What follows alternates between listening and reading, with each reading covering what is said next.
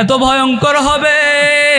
আল্লাহ পাক রব্বুল আলামিন বলেন ওয়াতাদউ কুল্লু যাতি হামলিন হামলাহা, ওই সিংহায় ফু দেওয়ার সাথে সাথে গর্ভবতী নারী যার গর্ভে সন্তান আছে, এখনো ডেলিভারি করার সময় হয় নাই, 2 মাস 3 মাস 4 মাস বয়স হয়েছে, গর্ভের এখনো ডেলিভারির সময় হয় নাই, কিন্তু ওই সিংহায় ফু দেওয়ার সঙ্গে সঙ্গে আতঙ্কে ওই গর্ভের সন্তান পর্যন্ত ভূমিষ্ঠ হয়ে যাবে।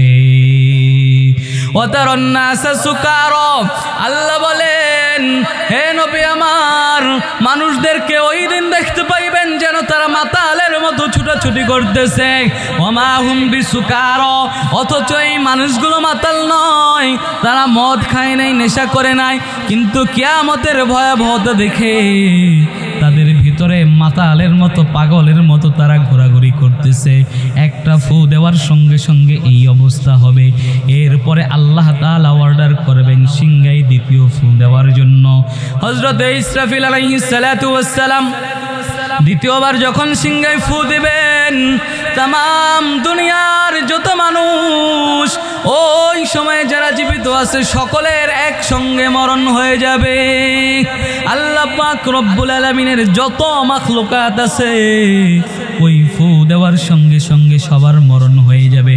আল্লাহ তাআলা মালাকুল মউত ফেরেশতাকে ডাক দিয়ে জিজ্ঞাসা করবেন, ইয়া মালাকুল মউত আখবিরনি মাইয়াবকা, মালাকুল মউত জানায়া দাও মাইয়াবকা, এখনো পর্যন্ত কে কে বাকি আছে যার মৃত্যু হয় নাই। মালাকুল মউত এবার আল্লাহ তাআলার কাছে তার কারগুজারি পেশ করবে, তথ্য দিবে, আল্লাহ তোমার ফেরেশতা ইসরাফিল সিংহায় ফু দেওয়ার সাথে সাথে সমস্ত মাখলুকাতের মরণ হয়ে গেছে, শুধুমাত্র 2 শ্রেণীর মাখলুকাত এখনো বাকি আছে। জোরে বলেন কয় শ্রেণীর? আর জোরে বলেন কয় শ্রেণীর? 2 শ্রেণীর মাখলুকাত কারা বাকি আছে জানবেন? জানবেন? জানার আগ্রহ আছে? 2 শ্রেণীর মাখলুকাত কারা এখনো জীবিত আছে? মালাকুল মউত আল্লাহর কাছে তথ্য দিবে, আল্লাহ দুনিয়াতে শুধুমাত্র জিন জাতি এখনো জীবিত আছে, আর তোমার ফেরেশতারা জীবিত আছে। এই জিন আর ফেরেশতা ছাড়া বাকি যত মাখলুকাত আছে সবার মরণ হয়ে গেছে, আর কেউ জীবিত নাই। এবার আল্লাহ অর্ডার করবেন, যাও যত জিন জাতি আছে সবাইকেই মেরে ফেলো, কাউকেও বাঁচায় রাখে, সবাইকেই মেরে। তো হাদিসের ভিতরে নবীজি বলেছেন, আদ-দুনিয়া খুলিকাত লাকুম ওয়া আনতুম খুলিকতুম লিল আখিরাহ, দুনিয়া বানানো হয়েছে তোমাদের জন্য আর তোমাদেরকে বানানো হয়েছে আখিরাতের জন্য। তো দুনিয়া কাদের জন্য আল্লাহ বানাইছেন? নাকি আমাদেরকে দুনিয়ার জন্য বানাইছেন? দুনিয়া আমাদের জন্য বানাইছেন আর আমাদেরকে বানাইছেন আখিরাতের জন্য। এজন্য আমরা যদি আখিরাতের জন্য কাজ করি, দুনিয়া আমাদের পিছনে ছুটবে, ঠিক কিনা?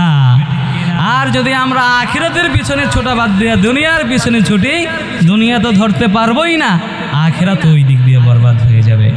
এই জন্য আমরা ছুটব কোন দিকে? আখিরাতের দিকে। আখিরাতে আমাদের যেতে হবে, হবে কি হবে না? মৃত্যুবরণ করতে হবে কি হবে না? আচ্ছা, মৃত্যুবরণ যদি করতেই হয়, আল্লাহ কেন বানাইলেন? আল্লাহকে আমাদেরকে অনর্থক বানাইছেন? আল্লাহ তাআলা সূরা মুমিনুনের 115 নম্বর আয়াতের মধ্যে বলেন, আফাহাসিবতুম আন্নামা খালাকনাকুম আবাসা ওয়া আন্নাকুম ইলাইনা লা তুরজাউন। তোমরা কি মনে করেছো আমি আল্লাহ তোমাদেরকে অনর্থক বানাইছি আর আমাদের কাছে তোমাকে ফিরে আসতে হবে না? তোমরা কি মনে করেছো আমি আল্লাহ তোমাদেরকে অনর্থক বানাইছি আর আমার কাছে তোমাদেরকে ফিরে আসতে হবে না? এটা কি মনে করেছো? অপর আয়াতে আল্লাহ পাক রব্বুল আলামিন জানায় দিলেন, ওয়ামা খালাকনাস সামাআ ওয়াল আরদা ওয়ামা বাইনাহুমা বাতিলা। আসমান জমিন আর আসমান জমিনের মাঝে যা কিছু আছে আমি আল্লাহ কোনো কিছু অনর্থক বানাই নাই। তাহলে আগের আয়াতে আমরা জানলাম আল্লাহ তাআলা বললেন, তোমরা কি মনে করেছো আমি তোমাদেরকে অনর্থক বানাইছি? আর অপর আয়াতে আল্লাহ বলেন, আমি আসমান জমিনের কোনো কিছুকে অনর্থক বানাই নাই। তাহলে এবার আল্লাহর কাছে আমাদের প্রশ্ন, রব্বুল আলামিন অনর্থক বানান নাই, তাহলে কেন বানাইছেন জানায়া দেন। আল্লাহ তাআলা সূরা জারিয়াতের 56 নম্বর আয়াতের মধ্যে বলেন, ওয়া মা খালাকতুল জিন্না ওয়াল ইনসা ইল্লা লিয়াবুদুন।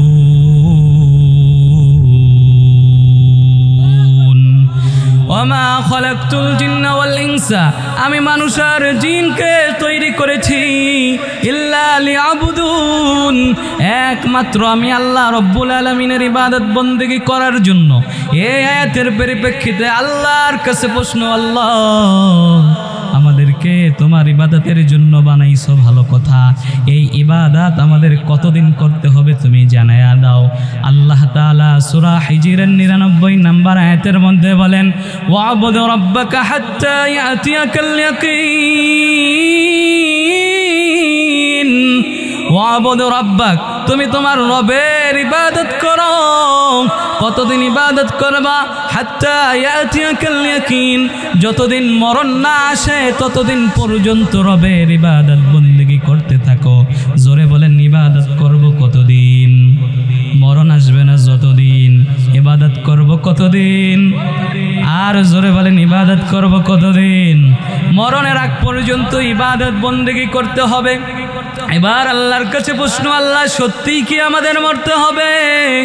আল্লাহ পাক রব্বুল আলামিন সূরা আনকাবুতের 57 নম্বর আয়াতের মধ্যে বলেন, কুল্লু নাফসিন যায়িকাতুল মাউত, আত্মা নিয়ে প্রাণ নিয়ে যাদের জন্ম হয়েছে সবাইকেই একদিন মৃত্যুবরণ করতে হবে।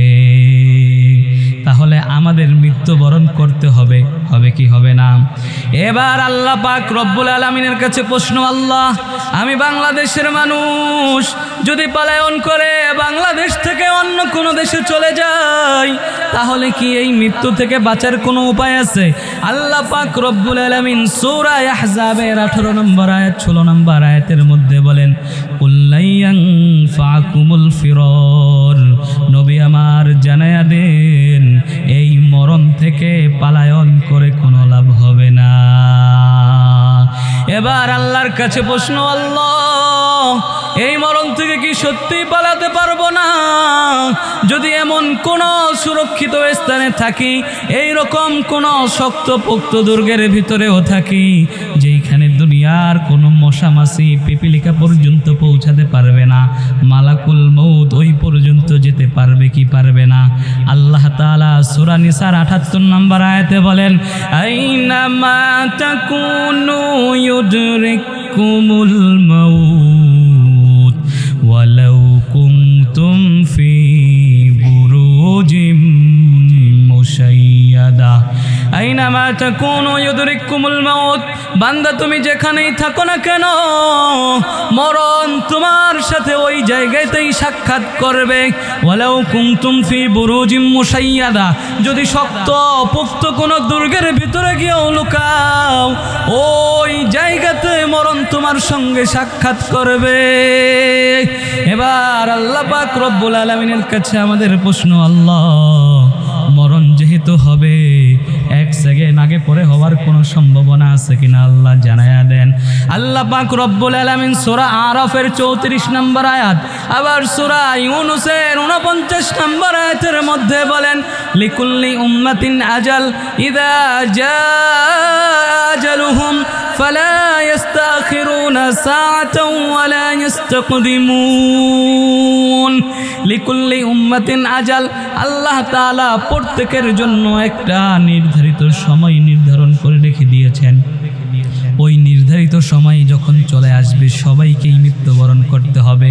ফালা ইস্তাখিরুনা সাআতাও ওয়ালা ইস্তাকদিমুন, এই মরণ এক সেকেন্ড আগেও হবে না, এক সেকেন্ড পরেও হবে না।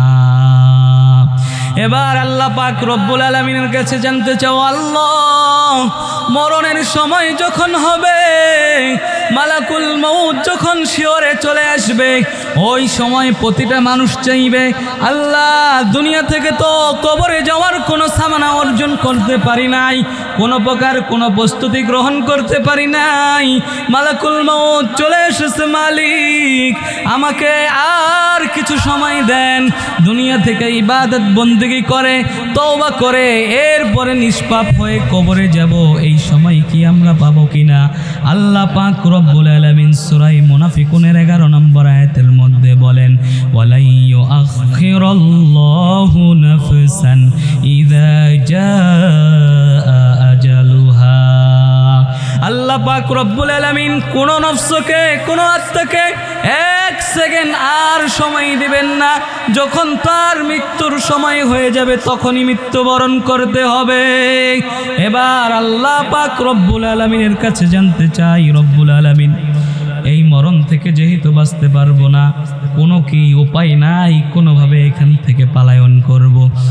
আল্লাহ পাক রব্বুল আলামিন সূরা জুমার 8 নম্বর আয়াতের মধ্যে বলেন, কুল ইন্নাল মাউতাল্লাযী তাফিররুনা মিনহু ফাইন্নাহু মুলাকীকুম। কুল ইন্নাল মাউত, নবী আমার জানিয়ে দেন, ইন্নাল মাউত নিঃসন্দেহে ওই মৃত্যু, যেই মৃত্যু থেকে তাফিররুনা মিনহু তোমরা পালাইতে চাও, ফাইন্না মিনহু তোমরা পালাইতে মুলাকীকুম, নিঃসন্দেহে এই মৃত্যু তোমাদের সঙ্গে সাক্ষাৎ করবে, কোনো সন্দেহ নাই।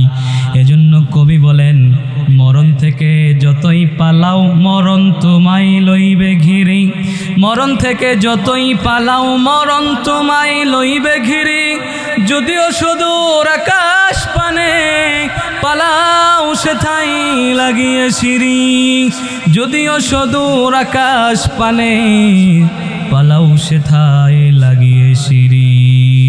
মাল দৌলত ইলম হশমত কুছ नहीं कम आएगा, मौत जिस दिन आ जाए गर्दन पकड़ ले जाएगा, मौत जिस दिन आ जाए गर्दन पकड़ ले जाएगा। मालो दौलत इल्म हशमत कुछ नहीं कमाएगा, ধন সম্পদ টাকা পয়সা প্রভাব প্রতিপত্তি ক্ষমতা কোনো কিছুই কাজে আসবে না। মৌত জিস দিন আ যায় গর্দান পাকড়লে যায়গা, মৃত্যুর সময় যখন চলে আসবে তখন গলা ধরে টেনে নিয়ে চলে যাবে, কেউ আটকে রাখতে পারবে না। এই দুনিয়ায় চিরকাল থাকা যাবে? এই দুনিয়া চিরকাল থাকার জায়গা? এই দুনিয়ার থেকে যেতে হবে। আমার মরণ কবে আসবে আমি জানি না, জানেন কে? জানেন কে?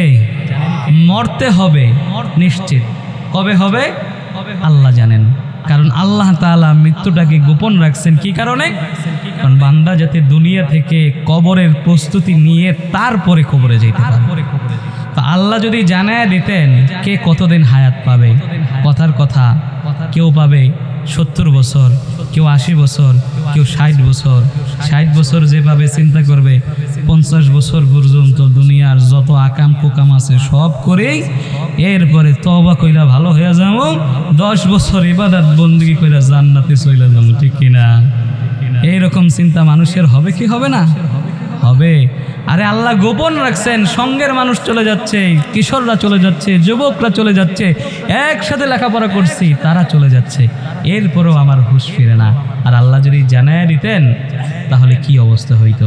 এই জন্য মরণ কখন হবে আমরা জানি না, একমাত্র জানেন আল্লাহ। আমার মরণ আসিবে কখন কেউ তো জানে না, আমার মরণ আসিবে কখন কেউ তো জানে না, আমি চলে গেলে আমায় তোমরা ভুইলা যাইও না, আমি মরে গেলে আমায় তোমরা ভুইলা যাইও না, আমার মরণ আসিবে কখন কেউ তো জানে না। এই দুনিয়া চিরজীবন থাকার জায়গা না, অন্ধকার কবর যে আমার আসল ঠিকানা।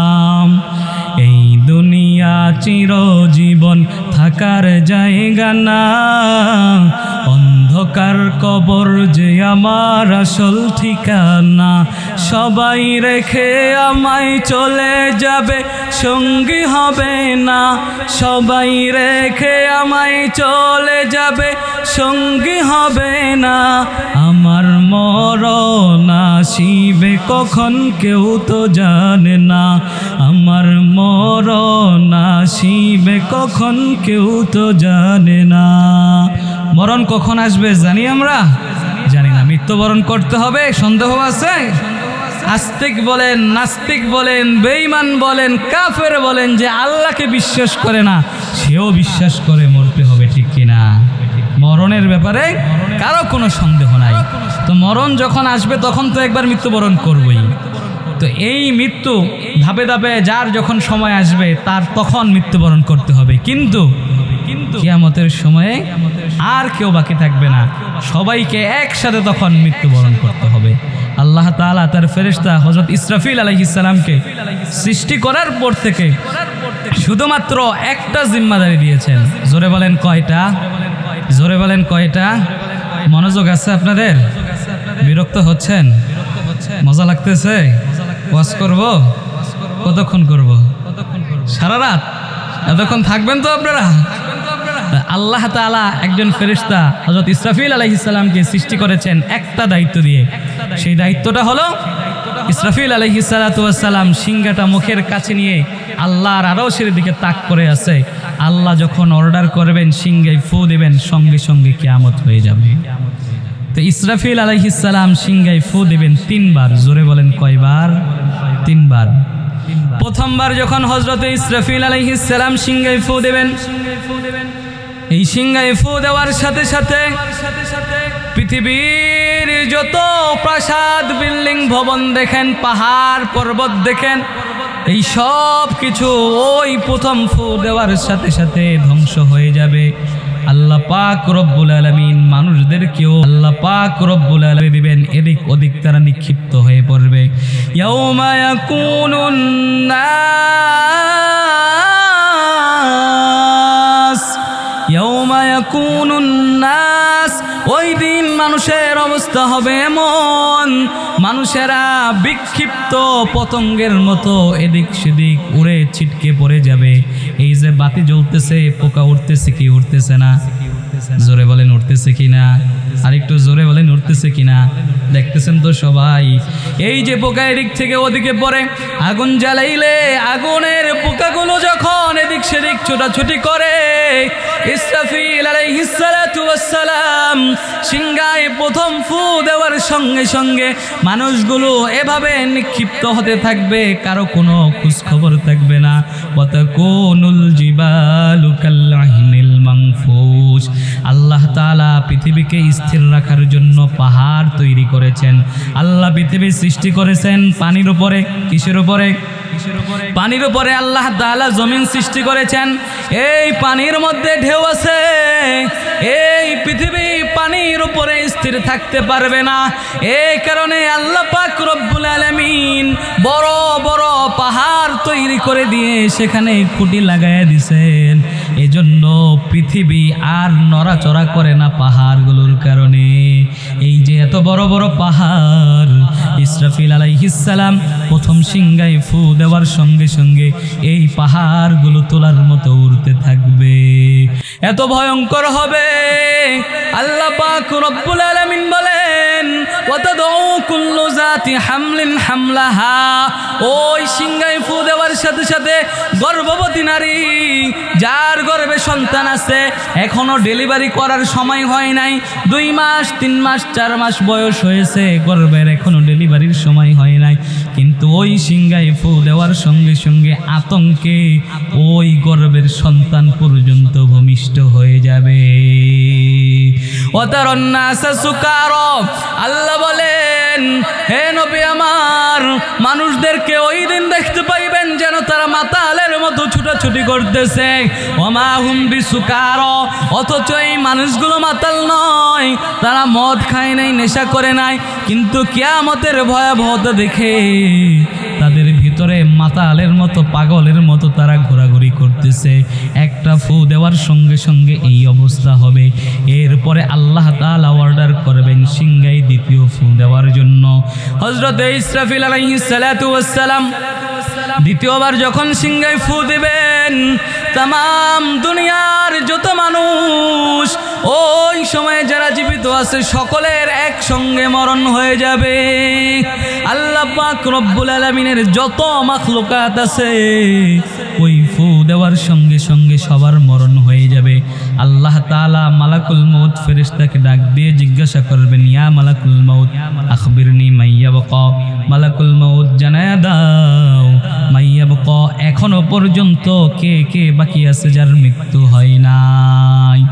মালাকুল মউত এবার আল্লাহ তাআলার কাছে তার কারগুজারি পেশ করবে, তথ্য দিবে, আল্লাহ তোমার ফেরেশতা ইসরাফিল সিংহায় ফু দেওয়ার সাথে সাথে সমস্ত মাখলুকাতের মরণ হয়ে গেছে, শুধুমাত্র 2 শ্রেণীর মাখলুকাত এখনো বাকি আছে।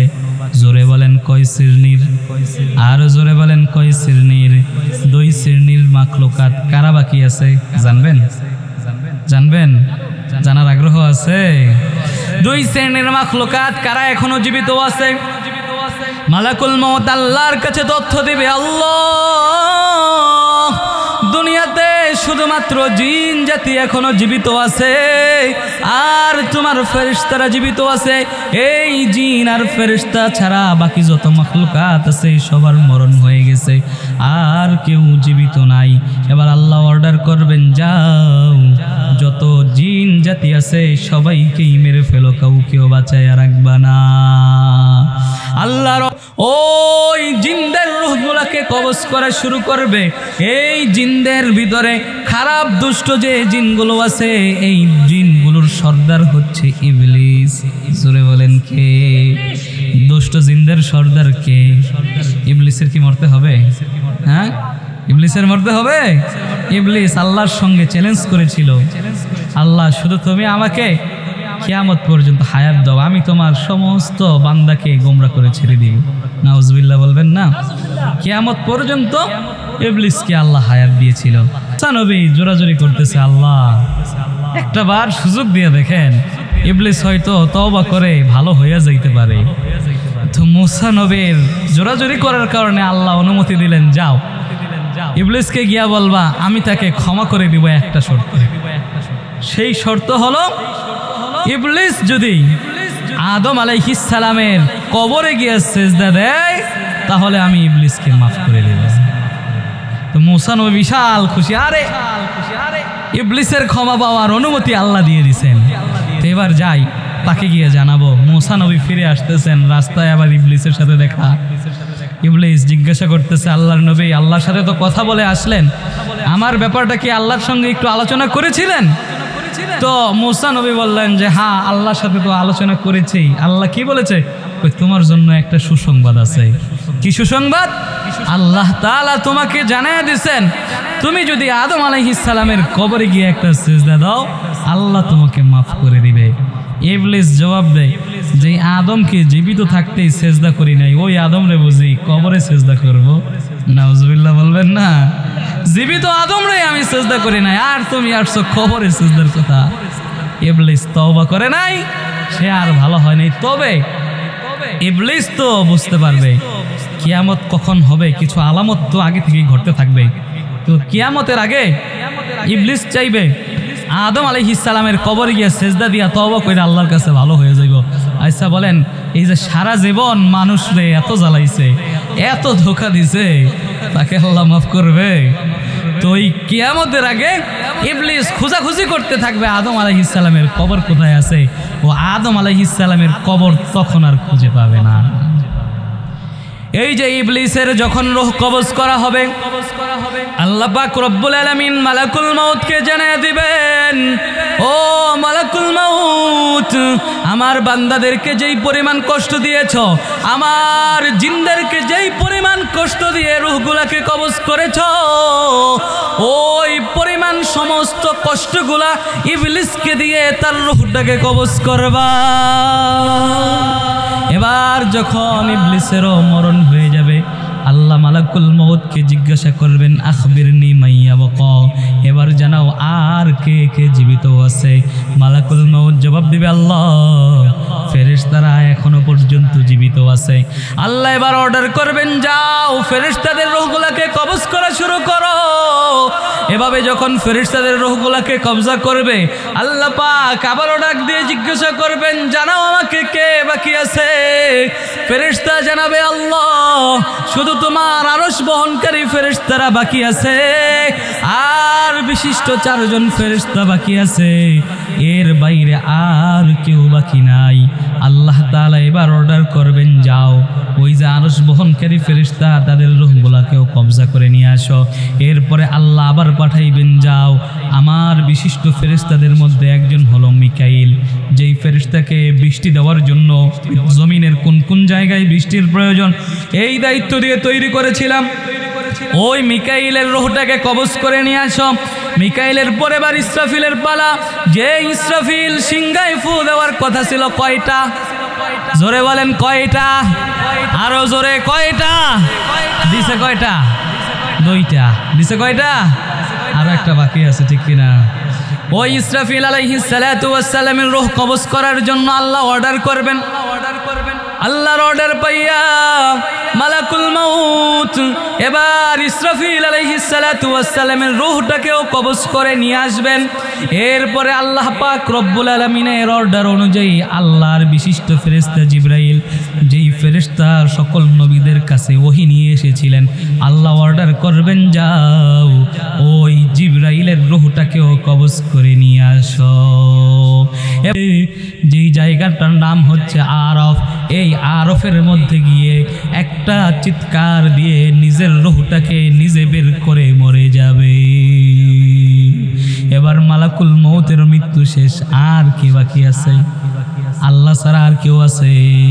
আল্লাহ ছাড়া আর কোনো মাখলুকাত জীবিত নাই।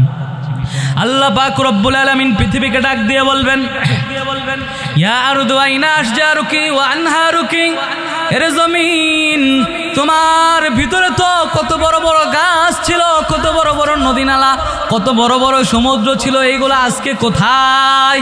পৃথিবীর বিভিন্ন বড় বড় জিনিসগুলোকে আল্লাহ ডেকে ডেকে জিজ্ঞাসা করবেন এগুলো কোথায়? পৃথিবী থেকে জবাব দেওয়ার মতো কেউ নাই। আল্লাহ বলবেন আইনাল জাবাবেরা ওয়াল মুলুক, দুনিয়ার রাজা বাদশাগুলা কোথায়? ওই দুনিয়ার রাজা বাদশা যাদের ভয়ে মানুষ রাস্তা দিয়ে চলতে পারে নাই, যাদের আতঙ্কে মানুষ রাতের বেলা ঘরে ঘুমাইতে পারে নাই, ওই রকম প্রভাবশালী ক্ষমতাশীল আজকে কোথায়? আজকে ফেরাউন কোথায়? নমরুদ আজকে কোথায়? আবু জাহেল আবু লাহাব আজকে কোথায়? আল্লাহ তাআলা ডাক দিয়ে জিজ্ঞাসা করবেন, কিন্তু জবাব দেওয়ার মতো কেউ নাই। এবার আল্লাহ ভয়ঙ্কর একটা ডাক দিয়ে বলবেন লিমানিল মুলকুল ইয়াউম লিল্লাহিল ওয়াহিদিল কাহ্হার। লিমানিল মুলকুল ইয়াউম, আজকের দিনের রাজত্ব কার? আল্লাহর আওয়াজ গোটা পৃথিবীর চতুর্দিকে ছড়িয়ে যাবে। তাম পৃথিবীতে একটা মাখলুকাত নাই আল্লাহর এই কথার জবাব দিবে। এবার আল্লাহ নিজেই নিজের কথার জবাব দিবেন লিল্লাহিল ওয়াহিদিল কাহ্হার। আজকের দিনের রাজত্ব পরাক্রমশালী একমাত্র আল্লাহ। এভাবে 40,000 বছর কেটে যাবে, কোথাও কেউ নাই একমাত্র আল্লাহ ছাড়া। 40,000 বছর পর আল্লাহ তাআলা আবার মানুষদেরকে জীবিত করবেন। করবেন কি করবেন না? হাসরের ময়দানে যেতে মিনহা খালাকনাকুম ওয়া ফিহা নুঈদুকুম ওয়া মিনহা নুখরিজুকুম তারাতান উখরা। আল্লাহ মাটি থেকে মানুষকে বানাইছিলেন, এই মাটিতেই আবার মানুষকে শোয়া দেওয়া হয়, এই মাটি থেকেই আল্লাহ আবার মানুষদেরকে উঠাইবেন। যখন মানুষেরা কবর থেকে উঠতে থাকবে, এবার তারা ডাক দিয়ে বলবে ক্বালু ইয়া ওয়াইলানা মাম্মা সানা মিম্মার কদিনা, আয় আমাদেরকে আজকে কে জাগ্রত করলো? কবরের ভিতরে তো ঘুমাইয়াছিলাম, আজকে কবর থেকে আমাদেরকে কে উঠাইলো, কে জাগ্রত করলো? ফেরেশতারা জানায় দিবেন হাদা মা ওয়াদার রহমান ওয়া সাদাকাল মুরসালুন। হাদা মা ওয়াদার রহমান, এটা হলো আল্লাহর ওই ওয়াদা। এরে বন্ধুরা আমার, ও সেলামতির মুসলমান, আল্লাহ তাআলা আমাদেরকে আবার কবর থেকে উঠাইবেন। ওয়াদা কার? ওই কবর থেকে আমাদের উঠতে হবে কি হবে না? কবর থেকে আবার আমাদেরকে উঠতে হবে। কবর থেকে কিভাবে উঠবো? বিশ্ব নবীজি বলেন, ইয়াহশুরুন নাসু ইয়াউমাল কিয়ামাতি হুফাতান উরাতান গুরলা। হাসরের ময়দানে মানুষেরা তারা পোশাকবিহীন উলঙ্গ অবস্থায় উঠবে। পরনে কোনো কাপড় থাকবে না, পায়ে কোনো জুতা থাকবে না, মাথায় কোনো কিছু থাকবে না, একেবারে উলঙ্গ অবস্থায় কবর থেকে মানুষেরা উঠে হাসরের ময়দানের দিকে রওনা হবে। আম্মা জান আয়েশা রাদিয়াল্লাহু তাআলা আনহা বললেন, ওগো আল্লাহর রাসূল, মানুষেরা যে উলঙ্গ হয়ে উঠবে, একজন আরেকজনকে দেখে লজ্জা পাবে কিনা? দুনিয়াতে পাগলের জামা কাপড় নাই, পাগল দেখলে মানুষ হাসে কি হাসে না? বলেন না, হাসে কি হাসে না? শুধু হাসেই না, পারলে পোলাপান দিয়া ইট পাটকেল নিক্ষেপ করে, ঠিক কিনা? তো হাসরের ময়দানে তো আমরা উলঙ্গ অবস্থায় উঠবো, একজন আরেকজনকে দেখে লজ্জা পাবে কিনা? নবীজি বললেন, আয়েশা রে, ওই দিনটা এত সহজ হবে না, ওই দিনটা এত কঠিন হবে, কেউ কারো দিকে তাকানোরই সুযোগ পাবে না। মনে করেন একজন লোকের ডায়রিয়া হয়েছে, কান্না করতেছে, ডায়রিয়া হয়েছে, এই ডায়রিয়ার কারণে সে কান্না করতেছে, অথবা জ্বর আসছে এই কারণে সে খুব কান্নাকাটি করতেছে। এখন ডায়রিয়া জ্বরের কারণে কান্নাকাটি করতেছে। এক লোক বলল, আরে তুমি ডায়রিয়া আর জ্বরের জন্য কান্না করতেছো, তোমার তো ক্যান্সারও হয়েছে। তো বলেন, এই ক্যান্সারের কথা শোনার পরে ডায়রিয়া আর জ্বরের কথা মনে আছে না ভাগছে? হ্যাঁ, ক্যান্সারের কথা শোনার পরে ডায়রিয়ার কথা আর মনে আছে? এ মুসলমান বন্ধুরা আমার, হাসরের ময়দানে ওই কঠিন দিনের অবস্থায় এত ভয়াবহ হবে যে এই ভয়াবহতার কারণে কার গায়ে পোশাক আছে, জামা কাপড় আছে, কেউ খেয়াল করবে না।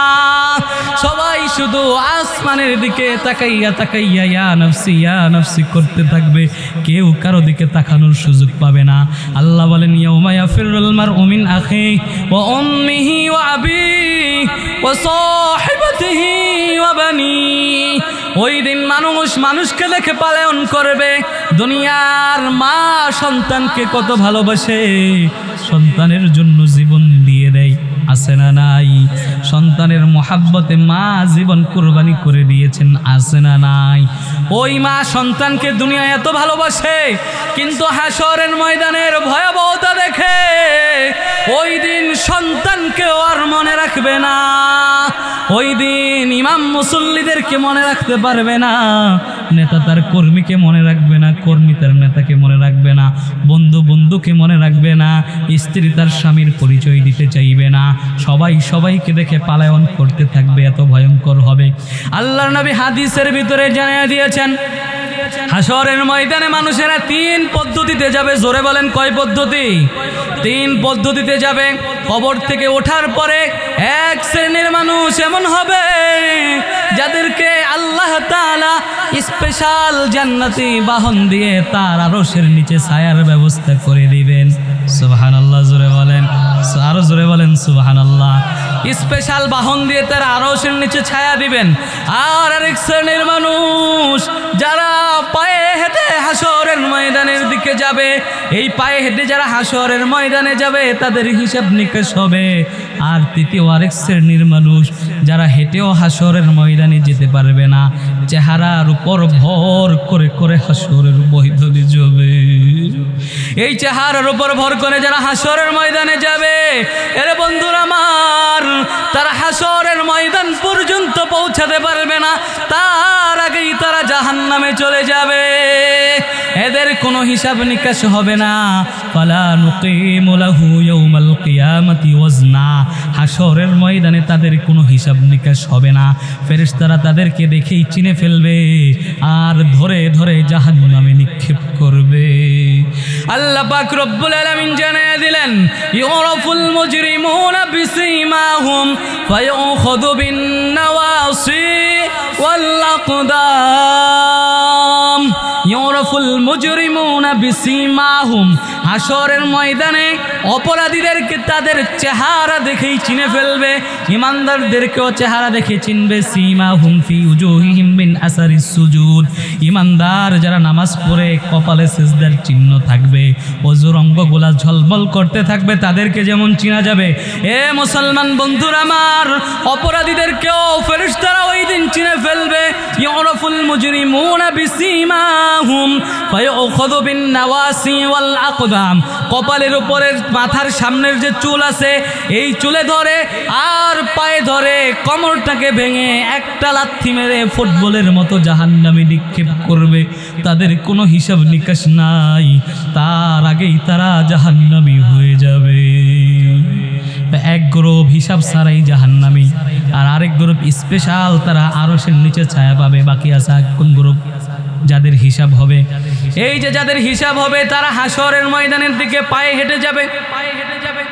এই হিসাবের ব্যাপারে বিশ্বনবীজি বলেছেন, মান নুকিশা উযিবা, হাসরের ময়দানে আল্লাহ যার হিসাব নেবেন তাকেই শাস্তি দিবেন। এ মুসলমান বন্ধুরা আমার, আল্লাহ যদি কারো হিসাব নেন, এই হিসাব দিয়ে পার পাওয়ার মতো কোনো মানুষ নাই। এজন্য বিশ্বনবীজি নামাজের পরে দোয়া করতেন, আল্লাহুম্মা হাসিবনি হিসাবান ইয়াসীরা। সবাই পড়ি আমরা, আল্লাহুম্মা হাসিবনি হিসাবান ইয়াসীরা, আল্লাহুম্মা হাসিবনি হিসাবান ইয়াসীরা। আয় আল্লাহ, আমার হিসাবটাকে আপনি সহজ করে দিন, হাসরের ময়দানে আমার কঠিন হিসাব নিয়েন না। হযরতে আয়েশা রাদিয়াল্লাহু তাআলা আনহা জিজ্ঞাসা করলেন, ওগো আল্লাহর রাসূল, সহজ হিসাব আবার কিভাবে হবে? আল্লাহর নবী জানিয়ে দিলেন, হাসরের ময়দানে আল্লাহ তাআলা একদল মানুষের আমলনামা দেখবেন আর বলবেন, যাও তোমাকে মাফ করে দিলাম। আমলনামা আল্লাহ পরেও দেখবেন না, আমলনামা দেখবে আর মাফ করে দিবে, যাও তোমাকে ক্ষমা করে দিলাম। এরপরে আল্লাহ তাআলা মিজানের পাল্লা কায়েম করবেন, ওয়াকিমুল ওয়াজনা বিল কিসত। হাসরের ময়দানে আল্লাহ ওজন পরিমাপ করার জন্য একটা পাল্লা নির্ধারণ করবেন। এই পাল্লা কি সেলামতি বাজারে আলু ওজন করার পাল্লার মতো হবে না আরিয়াল বিলের ওস্তা মাপার পাল্লার মতো হবে? হ্যাঁ, দুনিয়ার যে পাল্লা আছে এই পালার ভিতরে 200-400 গ্রাম, 50 গ্রাম, 30 গ্রাম, 100 গ্রাম কম বেশি হলে মানুষ অত চিন্তা করে না, বিক্রেতাও চিন্তা করে না, ক্রেতাও চিন্তা করে না। তবে এখন যেহেতু ডিজিটাল পালা বের হয়েছে, মিটার, এটা দিলে আবার 2-3 গ্রাম বেশি হলেও উঠে যায়, ঠিক কিনা? এজন্য 2-1 গ্রামের বেশি আর কেউ দিতে চায় না। কিন্তু হাসরের ময়দানে আল্লাহ যেই পাল্লা দিয়ে মাপবেন, স্বর্ণ মাপার পাল্লা দেখছেন কখন আপনারা? নিকটি পাল্লা বলা হয়। এই স্বর্ণ যে মাপে, এই পালার ভিতরে যদি একটা চুলও পড়ে, এই চুলটাও উঠে যায়, ঠিক কিনা? একটা চুলের ওজনও এই পালার ভিতরে উঠে, কারণ 1 গ্রাম যদি এদিক সেদিক হয়ে যায়, স্বর্ণের ব্যবসায় লোকসান আছে না নাই? ক্রেতাও ঠকবে অথবা বিক্রেতা ঠকবে, কেউ না কেউ একজন ঠকবে। এজন্য দুনিয়াতে ঠকবাজির পালা থাকলেও হাসরের ময়দানের পালা কিন্তু ঠকবাজির হবে না। ওই পালার ব্যাপারে আল্লাহ পাক রব্বুল আলামিন বলেন, ফামান ইয়ামাল মিসকালা যাররাতিন খায়রান ইয়ারাহু ওয়া মান ইয়ামাল মিসকালা যাররাতিন শাররান ইয়ারাহু। ফামান ইয়ামাল মিসকালা যাররাতিন খায়রা, যারা মিসকাল একেবারে দানা পরিমাণ নেক আমল যারা করবে, আল্লাহ তাআলা ওইটাকেও সেদিন মিজানের পাল্লায় ওজন করবেন। আবার ওই পরিমাণ ছোট কোনো গুনাহ কেউ করেছে, এটাকেও মিজানের পাল্লায় ওজন করবেন কে? আল্লাহ পাক রব্বুল আলামিন আমলনামাগুলো ওজন করার পরে এবার আল্লাহ তাআলা হিসাবের জন্য সিরিয়ালে দাঁড় করাবেন। ওই হিসাবের ময়দানে আল্লাহ পাক রব্বুল আলামিন আমলনামাগুলা মানুষের হাতে দিতে থাকবেন। যাদের মিজানের পাল্লা নেকির পাল্লাটা ভারী হবে তাদের আমলনামা পাবে ডান হাতে, আর যাদের পাল্লাটা হালকা হবে তাদের হাতে আমলনামা দিবেন আল্লাহ তাআলা বাম হাতে। যাদের মিজানের পাল্লা ভারী হবে তাদের আমল আল্লাহ ওজন করার পরে আমলনামা দিবেন ডান হাতে, আর যাদেরটা হালকা হবে তাদেরকে আল্লাহ তাআলা আমলনামা দিবেন বাম হাতে। তো এই আমলনামা আল্লাহ কিভাবে দান করবেন আল্লাহ পাক রব্বুল আলামিন জানাই দিতেছেন, ফাআম্মা মান উতিয়া কিতাবাহু বিয়ামিনিহি ফাসাউফা ইউহাসাবু হিসাবান ইয়াসীরা ওয়া ইয়ানকালিবু ইলা আহলিহি মাসরুরা। ফাআম্মা মান উতিয়া কিতাবাহু বিয়ামিনিহি, আল্লাহ তাআলা হাশরের ময়দানে যাদের আমলনামাগুলো আল্লাহ পাক রব্বুল আলামিন ডান হাতে দিবেন তাদের হিসাব নিকাশকে আল্লাহ সহজ করে দিবেন। ওই আমলনামা হাতে নিয়ে হাশরের ময়দানে সবাইকে দেখাইতে থাকবে আমি আমলনামা আজকে ডান হাতে পাইছি। এবার বিমা কানু ইয়াকসিবুন, ও মুসলমান ইমানদার আল্লাহর গোলাম, দুনিয়াতে যত অপরাধ করো, হাত দিয়ে গুনাহ করো, পা দিয়ে গুনাহ করো, জবান দিয়ে গুনাহ করো, কান দিয়ে গুনাহ করো, চক্ষু দিয়ে গুনাহ করো, দুনিয়াতে যত গুনাহ করো কোনো অঙ্গ প্রত্যঙ্গ বাধা দিবে না। এর যুবক কলিজার টুকরা ভাইরা আমার, রাতের অন্ধকারে শীতের কালে কম্বলের ভিতরে ঢুকাইয়া মোবাইলের ভিতরে কি দেখো? তুমি মনে করছো দুনিয়ার কেউ দেখে না, কিন্তু দেখেন কি? এই যে চোখ দিয়ে গুনাহ করতেছ, এই চোখ দুনিয়াতে কোনোদিন বলবে না এরে আল্লাহর গোলাম অনেক গুনাহ করেছো, এবার একটু থামো। বলবে কি? কখনো বলবে না। হাত কোনোদিন বলবে, পা কোনোদিন বলবে, শরীরের কোনো চামড়া কোনোদিন বলবে না। কিন্তু আল্লাহ বলেন হাশরের ময়দানে আমি আমার ওই বান্দাদের জবানের মধ্যে তালা মেরে দিব। আল ইয়াউমা নাখতিমু আলা আফওয়াহিহিম, জবানের মধ্যে তালা, ওয়া তুকাল্লিমুনা আইদিহিম, ওই দিন হাত সাক্ষ্য দিবে, পা সাক্ষ্য দিবে, শরীরের চামড়া সাক্ষ্য দিবে, জমিনের যেই জায়গায় দাঁড়াইয়া গুনাহ করেছ ওই জায়গা সেদিন আল্লাহর কাছে সাক্ষ্য দিবে। এবার অপরাধী এই চামড়াকে দেখে দেখে বলবে কলু লিজুলুদিহিম লিজুলুদিহিম লিমা শাহিদতুম আলাইনা, দুনিয়াতে একটা বারও তো বাধা দেও নাই, আজকে কেন হাশরের ময়দানে বিপক্ষে সাক্ষ্য দিচ্ছ? দেখা যায় তাল পাখা খুঁজতে থাকি, কোথায় পাখা আছে অথবা কোন দিক থেকে বাতাস আসে ওই জায়গায় গিয়ে একটু বসি। কিন্তু হাশরের ময়দানে সূর্য মাথার 1 বিঘা উপরে চলে আসবে। সূর্য পৃথিবী থেকে 9 কোটি লক্ষ গুণ লক্ষ মাইল দূরে, 9 কোটি 30 লক্ষ মাইল দূরে সূর্য পৃথিবী থেকে 9 কোটি 30 লক্ষ মাইল দূরে যে সূর্য, এই সূর্য যদি মাথার 1 বিঘা উপরে চলে আসে কি অবস্থা হবে? সূর্যের ভিতরে কি পরিমাণ তাপ অবস্থা হবে? শুন আছে সবচেয়ে দুর্বল আগুন হচ্ছে মোমবাতির আগুন। কিসের আগুন? মোমবাতির আগুনের ভিতরে তাপমাত্রা 1000 ডিগ্রি সেলসিয়াস। কত? 1000। এমনিতে গরমের মৌসুমে আমাদের তাপমাত্রা থাকে 34, 37, 38, খুব বেশি হলে 40, 42, কিন্তু মোমবাতির আগুনের মধ্যে তাপমাত্রা হলো 1000 ডিগ্রি সেলসিয়াস। এর চাইতে একটু কঠিন আগুন লাকড়ির চুলার যে আগুন আছে, এই আগুনের তাপমাত্রা হলো 1300 ডিগ্রি সেলসিয়াস। আর কারখানার যে আগুন, যে আগুনে লোহা গলানো হয়, ওই আগুনের তাপমাত্রা হচ্ছে 1500 ডিগ্রি সেলসিয়াস। আর সূর্যের ভিতরে তাপমাত্রা কত জানেন? 1,40,00,000 ডিগ্রি সেলসিয়াস তাপমাত্রা। কল্পনা করা যায়? হাশরের ময়দানে ওই সূর্যটা যেদিন মাথার 1 বিঘা উপরে চলে আসবে, আল্লাহ তাআলা হাশরের ময়দান থেকে তামা দিয়ে তৈরি করবেন। দুনিয়াতে কারেন্টের জন্য যে তার ব্যবহার করা হয়, এই বিদ্যুতের গতি হচ্ছে সেকেন্ডে 1,40,000 মাইল, 1 সেকেন্ডে 1,40,000 মাইল। এই কারেন্ট ব্যবহার করার জন্য দুনিয়াতে দেখবেন এই যে বৈদ্যুতিক যত তার আছে, এই তারের ভিতরে যেই গুণাটা আছে এটা কিন্তু লোহা দিয়ে তৈরি নয়, এটা তৈরি হচ্ছে তামা দিয়ে। কি দিয়ে? খেয়াল করছেন আপনারা? তারের ভিতরে যেটা থাকে এটা কিসের?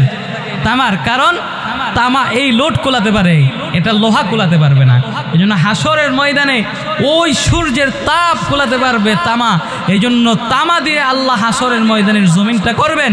সূর্য যখন চলে আসবে তখন পুরা জমিন উত্তপ্ত হয়ে যাবে, সবাই দিক বেদিক ছোটাছুটি করতে থাকবে, নবীদের কাছে যাবে, নবীগণদের কাছে বলবে, ওগো আল্লাহর রাসূল, আল্লাহর কাছে একটু সুপারিশ করুন, আল্লাহ যেন দ্রুত হিসাব নিকাশের ব্যবস্থা করেন, হাসরের ময়দানে থাকতে আর ভালো লাগে না। আল্লাহ তাআলা যখন আমাদের নবী মুহাম্মদুর রাসূলুল্লাহ সাল্লাল্লাহু আলাইহি ওয়াসাল্লামের সুপারিশ গ্রহণ করবেন, হিসাব নিকাশ শেষ করে এবার জান্নাতীদেরকে জান্নাতে দিবেন, জাহান্নামীদেরকে জাহান্নামে দিবেন। ওই জান্নাতীরা জান্নাতে, জাহান্নামীরা জাহান্নামে। এরপরে মৃত্যুটাকে আল্লাহ তাআলা একটা দুম্বার রূপ দিয়ে জান্নাত জাহান্নামের মাঝে উপস্থিত করবেন। ওই দুম্বাটাকে আল্লাহ জান্নাত জাহান্নামীদেরকে দেখাইয়া জবাই করে ফেলবেন। জান্নাতীরা তোমরা জান্নাতে থাকতে থাকো, আর কোনোদিন মরবে না। জাহান্নামীরা তোমাদেরও আর কোনোদিন মরণ হবে না। এই মরণকে আমি মুনাফিক, 4 নম্বরে মুসলমান। কাফের, মুশরিক, মুনাফিক, এই 3 শ্রেণী তো জাহান্নামে যাবে, আমরা সবাই নিশ্চিত, ঠিক কিনা? কিন্তু মুসলমানও কি জাহান্নামে যাবে? এক শ্রেণীর মুসলমান, মুসলমান হওয়া সত্ত্বেও তারা জাহান্নামী হয়ে যাবে। কি কারণে জাহান্নামী হবে? তাদেরকে যখন জিজ্ঞাসা করা হবে, দুনিয়াতে তো মুসলমান ছিলা, তোমার ঠিকানা হওয়ার কথা ছিল তো জান্নাত, আজকে তুমি কেন জাহান্নামী? ওই অপরাধীরা তারা জাহান্নাম থেকে তখন কি জবাব দিবে জানেন? মা সালাকাকুম ফি সাকার ক্বালু লাম নাকু মিনাল মুসাল্লিন ওয়া লাম নাকু নুতঈমুল মিসকিন ওয়া কুন্না নাখুদু মাআল খায়িদিন ওয়া কুন্না নুকাযযিবু বিয়াউমিদ্দিন। ওই দিন জাহান্নামী মুসলমানেরা জবাব দিবে 4টা অপরাধের কারণে মুসলমান হওয়া সত্ত্বেও আজকে আমরা জাহান্নামী। ওই 4টা অপরাধ কি? 1 নম্বরের অপরাধ হলো লাম নাকু মিনাল মুসাল্লিন, দুনিয়াতে মুসলমান ছিলাম কিন্তু মুসল্লি ছিলাম না। জোরে বলেন, মুসলমান ছিলাম কিন্তু মুসল্লি ছিলাম না। আবারও বলেন, মুসলমান ছিলাম কিন্তু মুসল্লি ছিলাম না। মুসলমান, তুমি নামাজ পড়ো না, আর মনে করো আমার ইমান ঠিক আছে। হ্যাঁ, নামাজ না বললে কি হয়েছে? ইমান ঠিক আছে, বলে কি বলে না? আরে তোমার ইমান কেমন যে ইমান তোমাকে নামাজ পড়াতে পারে না? ওই ইমানের কোনো মূল্য নাই। যে ইমানদার কখনো নামাজ ছাড়তে পারে না, ঠিক কি না? এই জন্য ইমানদার কখনো নামাজ ছাড়তে পারে না। হাসরের ময়দানে মুসলমান হওয়া সত্ত্বেও যারা জাহান্নামী হবে তারা তাদের 1 নম্বর অপরাধের কথা বলবে, লাম নাকু মিনাল মুসাল্লিন, দুনিয়াতে নামাজি ছিলাম না, এই কারণে আল্লাহ তাআলা আজকে আমাকে জাহান্নামে দিয়েছেন। ও সেরামতির মুসলমান, এরে আমার বাবা, এরে আমার কলিজার টুকরা যুবক ভাইয়েরা, তোমরা মনে করতেছ যৌবনকাল এখনো নামাজ পড়ার সময় হয় নাই, একটু বয়স হলে নামাজ পড়ব, আজানের সময় হলে মসজিদের আশেপাশে থাকলেও বাড়ির দিকে দৌড় দাও, আছে না নাই? মসজিদের আশেপাশে কাজ করতেছে, আজানের সময় মসজিদে না আইসা বাড়ির দিকে রওনা দিয়েছে। এজন্য নামাজি যদি না হইতে পারো তাহলে মুসলমান হয়ে ওই দিন জান্নাতে যেতে পারবে না। এই জন্য জাহান্নামীর 1 নম্বর বৈশিষ্ট্য, সে নামাজ পড়ে না। নামাজ যে পড়বে আল্লাহ তার সব কিছু সুন্দর করে দিবেন। নামাজ যার সুন্দর, তার দুনিয়া সুন্দর, তার আখেরাত সুন্দর। নামাজ পড়েও অনেক মানুষ শাস্তির সম্মুখীন হয়ে যাবে। নামাজি হয়েও নামাজের ভিতরে যাদের মনোযোগ নাই তাদের জন্য নামাজ তাদেরকে পরিবর্তন করতে পারবেন। আল্লাহ সূরা 21 নম্বর পারার মধ্যে বলেছেন, সূরা আনকাবুতের মধ্যে, ইন্নাস সালাতা তানহা আনিল ফাহশাই ওয়াল মুনকার, নামাজ মানুষদেরকে অন্যায় অশ্লীল মন্দ কাজ থেকে বাধা দেয়। তো আমরা তো দেখি নামাজও পড়ে সুদও খায়, নামাজও পড়ে ঘুষও খায়। হাজী সাহেব নামাজও পড়ে ওই জমিন পরিষ্কার করার সময় কোদাল দিয়ে আইল ঠেলে আরেকজনের ক্ষেতের ভিতরে ঢুকে যায়, আছে না নাই?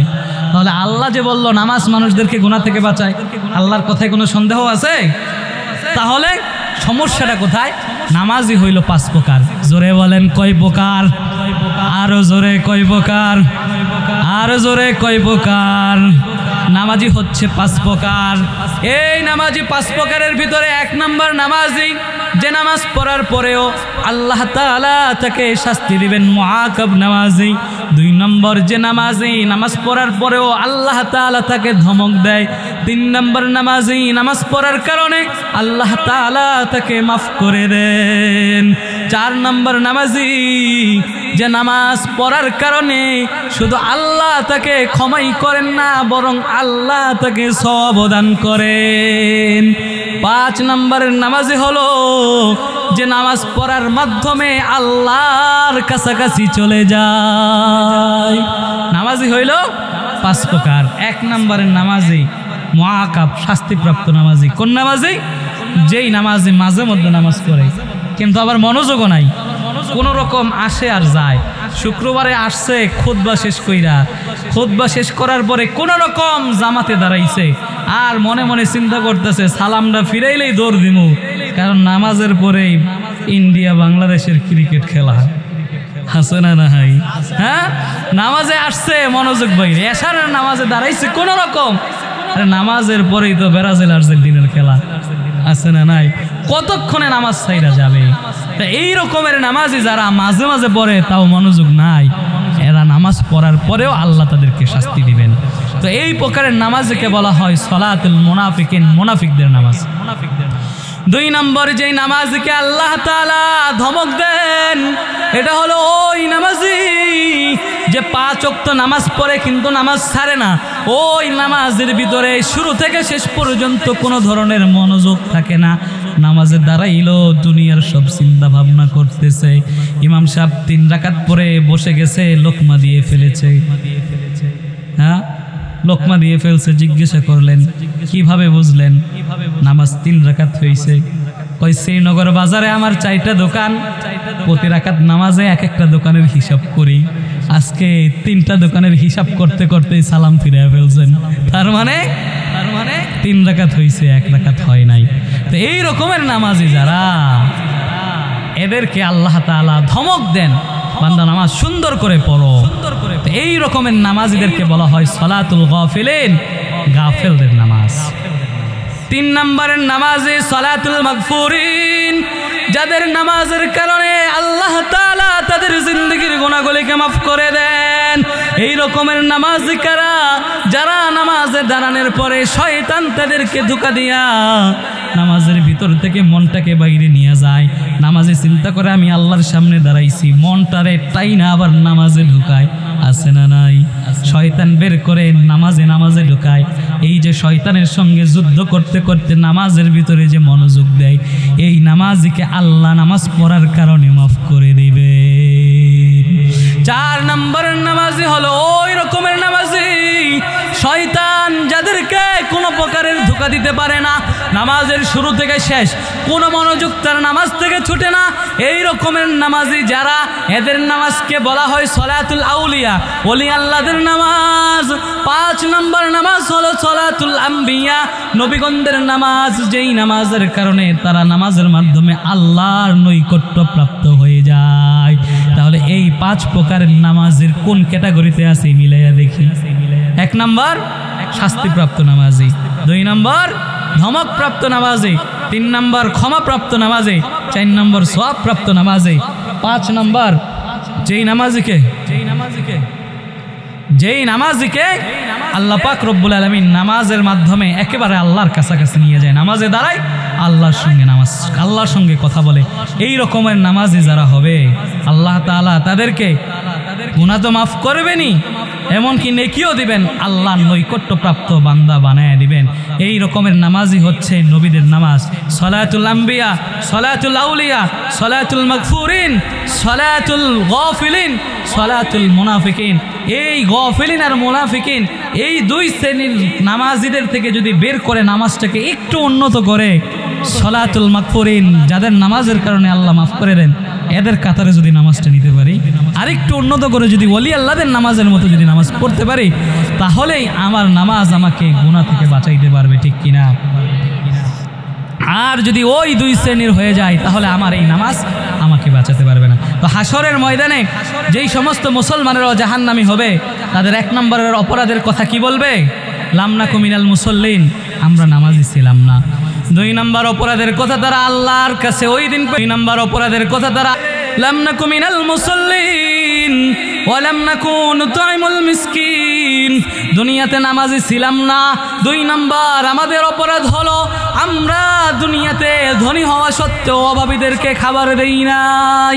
আমি নিজে ধনী ছিলাম, ধন সম্পদের মালিক ছিলাম, কিন্তু অভাবীদেরকে খাবার দেই নাই। এই রকমের নামাজিদেরকে, এই রকম যারা হবে, যারা দুনিয়াতে ধন সম্পদের মালিক হওয়া সত্ত্বেও আল্লাহ তাআলার বান্দাদেরকে সে খরচ করে নাই, তাদেরকে আহার দান করে নাই, তারাও ওই দিন জাহান্নামে যাবে। তিন নম্বরের অপরাধী হচ্ছে ওয়াকুন্না নাখুদু মাল খায়দিন, আমাদের তিন নম্বর অপরাধ হলো দুনিয়াতে মানুষ মানুষকে নিয়ে ট্রল করে, মানুষ মানুষকে নিয়ে বিদ্রুপ ব্যবহার করে, মানুষ মানুষকে নিয়ে হাসি ঠাট্টা করে, এই মানুষদেরকে নিয়ে গীবত শেখায়েতে লিপ্ত ছিলাম। এই কারণে আল্লাহ পাক রব্বুল আলামিন আমাদেরকে আজকে হাসরের ময়দানে মুসলমান হওয়া সত্ত্বেও জাহান্নামে দিয়েছেন। চার নম্বর অপরাধ হলো ওয়াকুন্না নুকাযযিবু বিয়াউমিদ্দিন, দুনিয়াতে মুসলমান ছিলাম, হাসরের ময়দানের ব্যাপারে পরিপূর্ণ বিশ্বাস ছিল না, এই কারণে মুসলমান হওয়া সত্ত্বেও আজকে জাহান্নামী। এজন্য মুসলমান চারটা অপরাধের কারণে মুসলমান হয়েও জাহান্নামে যাবে। এক নম্বর মুসলমান হয়েও যারা নামাজ পড়ে না, দুই নম্বর যারা অভাবীদেরকে খাবার দেয় না, তিন নম্বর যারা মানুষদেরকে নিয়ে ঠাট্টা বিদ্রুপ করে, চার নম্বর যারা আখিরাতের দিবসকে পরিপূর্ণ বিশ্বাস করে না। এই চার শ্রেণীর মানুষ মুসলমান হয়েও জাহান্নামে যাবে। এজন্য আমরা যেন এই চার শ্রেণী থেকে বেঁচে থাকতে পারি, আল্লাহ পাক রব্বুল আলামিন আমাদের সবাইকে তৌফিক দান করুন, বলি আমিন। যা কিছু বললাম কোরআন হাদিস থেকে আলোচনা করার চেষ্টা করেছি, এরপরেও যদি কোনো প্রকার কোনো ভুল ত্রুটি হয়ে থাকে আপনাদের কাছেও ক্ষমা চাই, আল্লাহর কাছেও ক্ষমা চাই। আল্লাহ তাআলা যেন আমার ভুল ত্রুটিকে মাফ করে দিয়ে যা কিছু ভালো কথা বলেছি এগুলার উপর যেন আল্লাহ আমাদের সবাইকে আমল করার তৌফিক দান করেন, বলি আমিন।